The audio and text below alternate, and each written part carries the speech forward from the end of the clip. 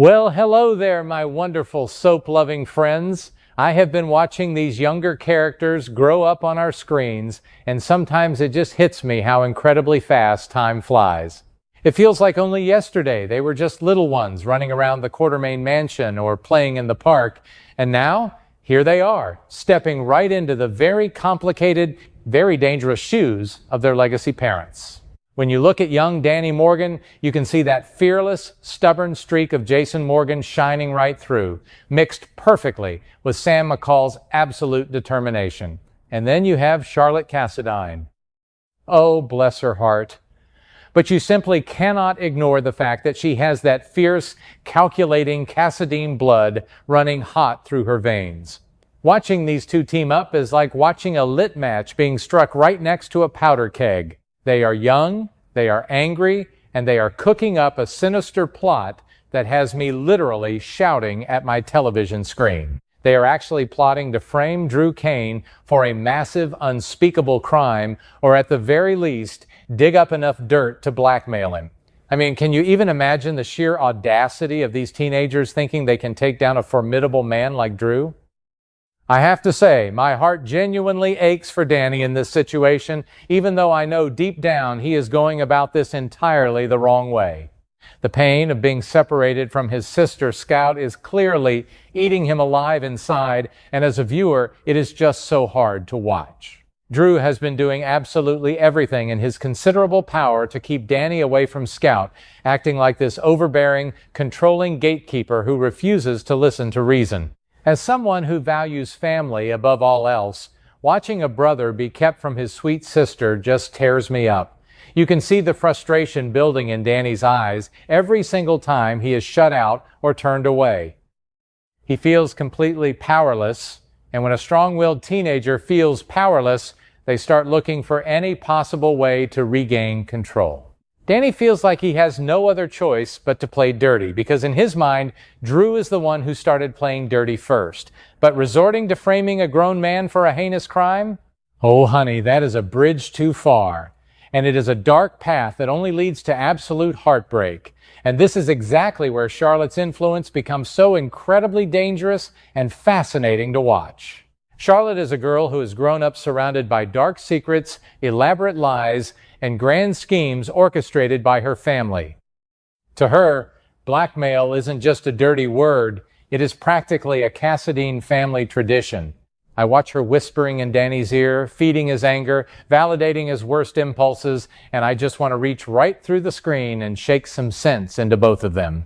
She is the mastermind here, encouraging this reckless behavior and convincing Danny that they are somehow invincible. They have this foolish, naive, teenage arrogance, believing they can easily outsmart a seasoned, battle-tested adult. They truly think that if they can just find the right piece of dirt or plant the right fabricated evidence, they can force Drew to back off and let Danny see Scout. But they are completely underestimating who they are dealing with. They are playing a high-stakes game of chess, but they only know how to play checkers. Let us take a moment to really think about who they are targeting here, because it is just mind-boggling. This is Drew Cain we are talking about. He is not some bumbling fool who can be easily manipulated or intimidated by a couple of high schoolers. This is a former Navy SEAL, a man who has survived mind control, brutal kidnapping, and some of the most dangerous, life-threatening situations imaginable. He has rigorous military training, a sharp, tactical mind, and lately, a very ruthless streak when it comes to protecting his family and maintaining his control over them. The very idea that Danny and Charlotte think they can successfully frame him for a major crime is both terrifying and somewhat pitiful. I sit on the edge of my seat every time they discuss their little scheme, just waiting for the other shoe to drop. You just know deep in your bones that Drew is going to see right through whatever flimsy amateur trap they are trying to set for him. Thank goodness for Rocco Falconeri, though, right?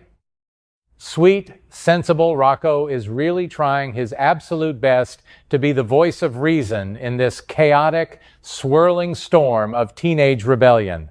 He is Dante's son through and through, inheriting that strong moral compass, that respect for the law, and that deep desire to keep the peace among his friends.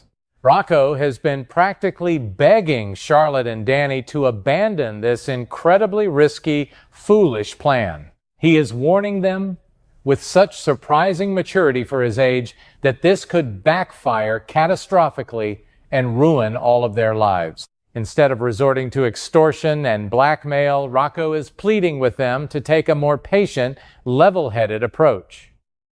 He knows that in a town like Port Charles, dark secrets always come to light, and playing dirty only gets you covered in mud.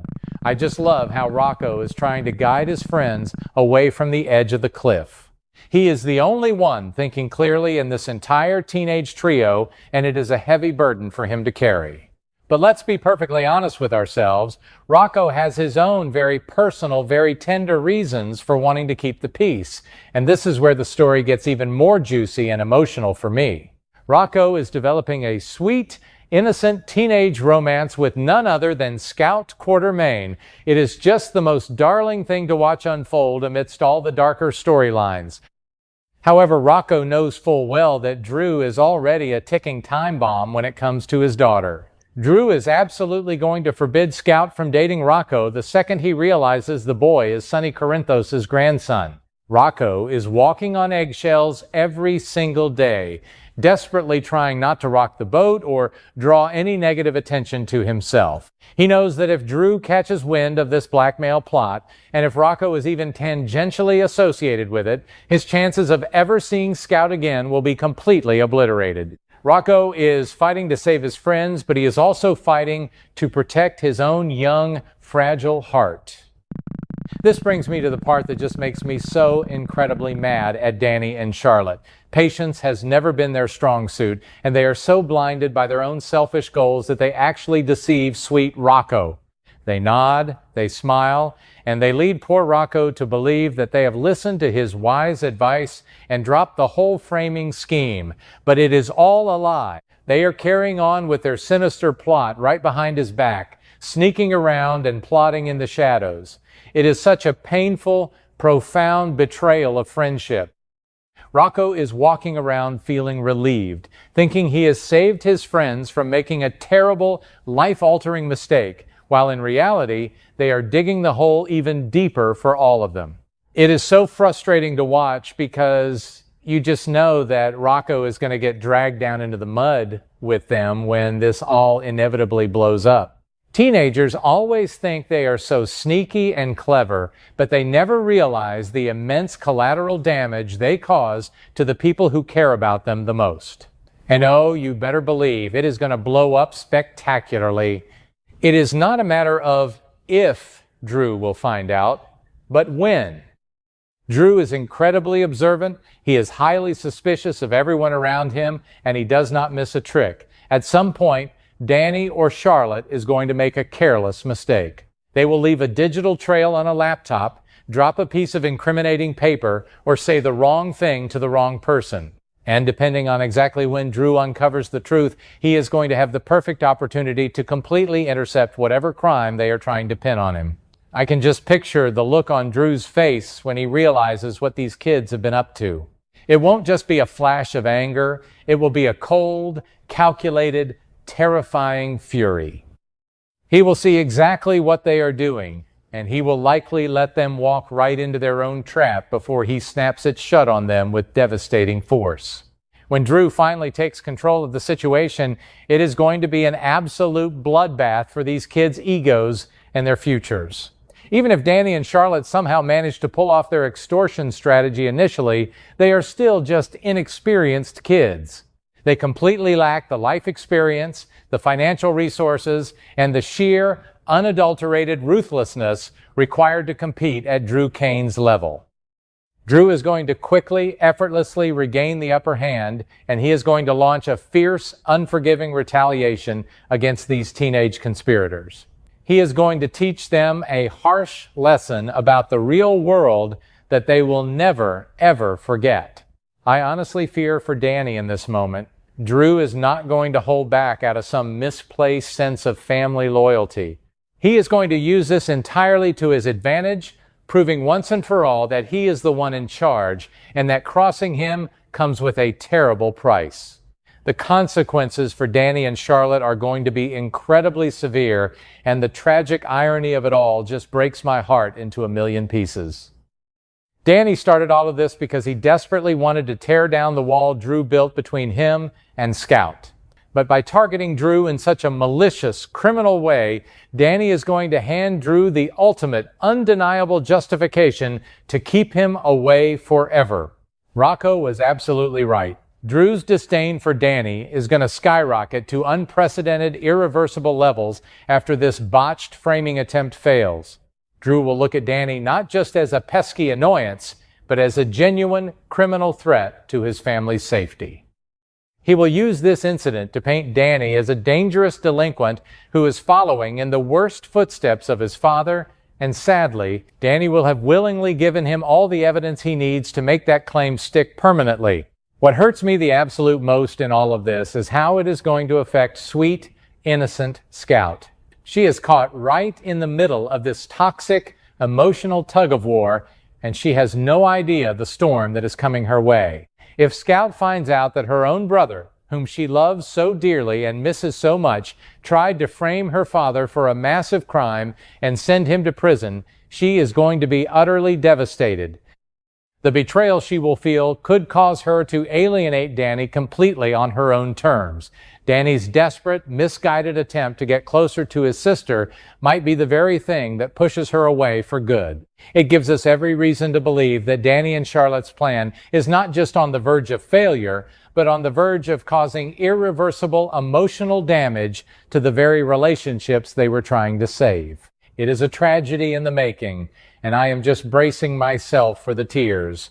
And we simply cannot forget about poor Rocco and the fallout of this massive mess. The latest storyline developments hint that this entire situation is deeply connected to a growing obsession Rocco is harboring, and it is turning into an absolute, unmitigated disaster. Rocco's desperation to fix everything, his obsession with keeping his friends safe while simultaneously protecting his own budding relationship with Scout, is blinding him to his own extreme peril. He is getting hopelessly tangled in a dark web that he tried so incredibly hard to avoid. When Drew unleashes his wrath, Rocco might find himself caught directly in the crossfire, losing both his friend's trust and his precious chance at happiness with Scout. Whenever Drew is involved lately, bad news just seems to hover like a thick, dark storm cloud. I am telling you, mark my words, when Drew is finished dealing with them, Charlotte and Danny are going to profoundly, bitterly regret ignoring Rocco's warnings.